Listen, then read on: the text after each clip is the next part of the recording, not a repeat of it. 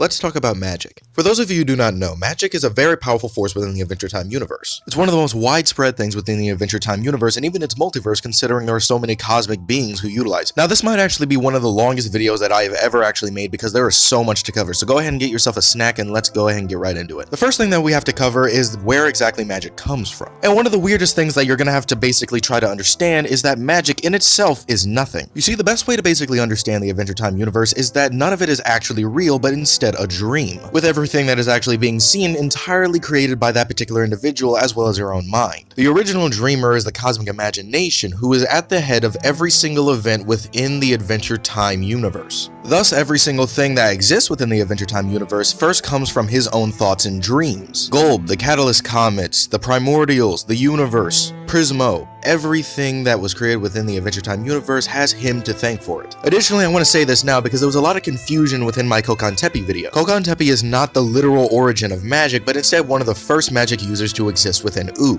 And due to the fact that he's a primordial who existed prior to the universe, he had greater knowledge than any other mage that we have ever actually seen. The reason I bring this up is that people were basically misconstruing what I said and believing that he actually was the cosmic imagination and thus was above that of Golb. He is not, and although he's incredibly powerful, he is nowhere near to the same supreme power of that of the cosmic imagination. However, one of the main reasons why he was so powerful is due to the next thing that we have to discuss. Now, in order to basically become a wizard, you pretty much have to go over an incredibly interesting process of trying to mantle the cosmic imagination. What this entails is basically trying to realize that everything around you, including you, is a dream and does not exist, while still trying to maintain your own existence. This obviously sounds incredibly difficult, and that's because it is. Even the simplest of skills and spells take hundreds, if not thousands, of attempts before they actually work out properly. And depending on the type of magic that you are attempting to use, it could result in either your death, blowing your limbs off, or even rupturing all of reality itself. Now, the reason Coconteppi was so powerful was due to the fact that he literally predated the universe, so he already knew that this entire thing wasn't real. It was more of an illusion than anything. To him, he basically saw it as nothing more than a playground, which allowed him to pretty much extend his magic to a much greater degree than any normal individual could possibly hope for. It should also be factored in that magic is also entirely dependent on one's own potential and understanding of the universe. Because of this, one's lineage and cosmic importance matters a great deal in terms of how much magical power they can actually obtain. For example, Bufo could never become as powerful as Peppermint Butler, and Peppermint Butler may not be able to become as powerful as that of the Lich. This is due to the fact that Peppermint Butler as well as the Lich have much higher cosmic importance in comparison to that of Bufo. With the Lich literally being the incarnation of all evil and the death of all things, he has a much higher potential rate for magical use. We also have to factor in the difference between normal magic as well as dark magic. I do not believe that they are actually very different, but instead one just simply has a very negative stigma due to what it actually does. Dark magic basically covers things such as necromancy, dark pacts, as well as curses. We've also seen that dark magic is significantly more powerful than normal magic, and as such, many mages actively try to ban its use. What exactly makes dark magic more powerful is unknown. However, whatever the case, it has definitely been shown that it has a much higher potency than normal magic. It's possible that that kind of magic simply is more powerful due to the fact that it typically takes from the user in exchange for the insane amounts of power, but Peppermint Butler has found ways around these, creating loopholes so that he doesn't have to deal with the various negative effects that his magic would ultimately cost him. That being said, dark magic or normal magic, how powerful can someone actually become as a mage? Depending on their potential, they can easily become one of the most dangerous things within the Adventure Time universe. Peppermint Butler at his prime was more powerful than any other wizard within Wizard City and was able to destroy the entire city.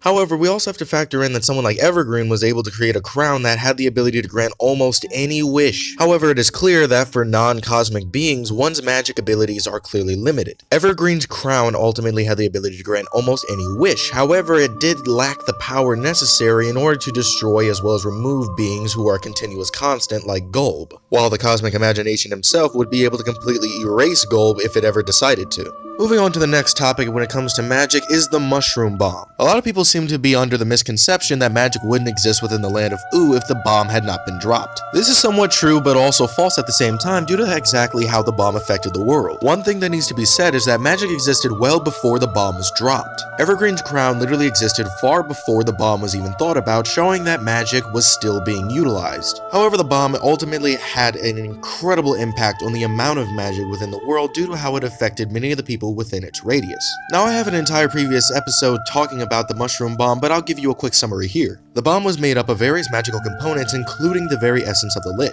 When the bomb was dropped, basically every single human and every single creature on U was mutated in a very unique way, developing various magical abilities as well as new mutations altogether. Now obviously the devastation was horrifying, however it did create more of a renaissance period for magic users because now magic was simply much more common. It was a combination of all of these various factors that made the land of U as magical as it is today. However, this ultimately comes up to another issue with how magic is perceived. Since we have already established that magic works by trying to mantle the cosmic imagination, that leaves up a lot of interpretation of how certain types of magic function. A good example of this would be Bella Noche and anti-magic. Anti-magic is weird because it literally allows someone to completely strip another individual of their magical capabilities. But how exactly this works is never really expanded upon, so I can't really say too much about it. However, I would like to mention that my personal headcanon is that it pretty much reverts anything that it comes into contact with to its pre-imaginative state. But that's just my headcanon, there's no way to really prove that. However, if we were to take that with a grain of salt, we could say that someone is actually able to regain their powers even if they were to have lost them to someone like Bella Noche. One thing we also have to mention is beings that are completely comprised of basically pure magical power. A good example of this would be the Catalyst Comets, as they are literal representations of aspects of the multiverse. We know that they're magical because Evergreen flat out stated that the Lich during his time as a comet was oozing evil magic.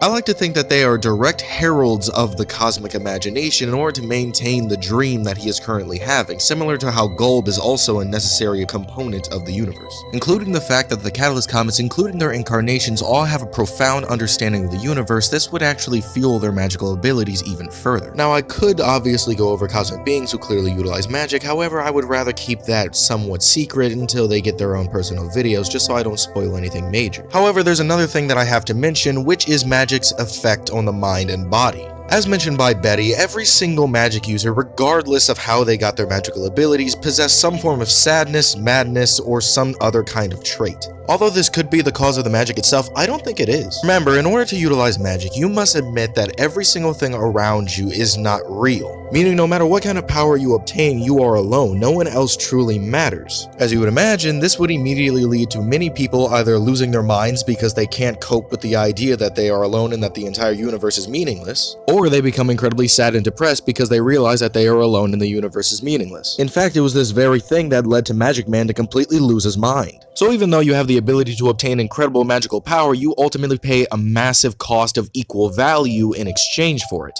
Well, anyway, that's all I have to say for this video. I originally was actually going to put this video back into the polls, however, after seeing it shoot up to 40% on the vote again, I actually decided to come back and finish it just because it was such a high runner-up. Also, for anyone who actually managed to get this far into the video, thank you for watching, and also, I realized that we've hit 3,000 subscribers, and I just gotta say thank you all for watching and enjoying the content. It really means a lot, and I'll be sure to keep the content flowing as long as you guys keep enjoying, so I'll see you guys in the next video. Be sure to like, subscribe, and go to my other social media platforms. Bye.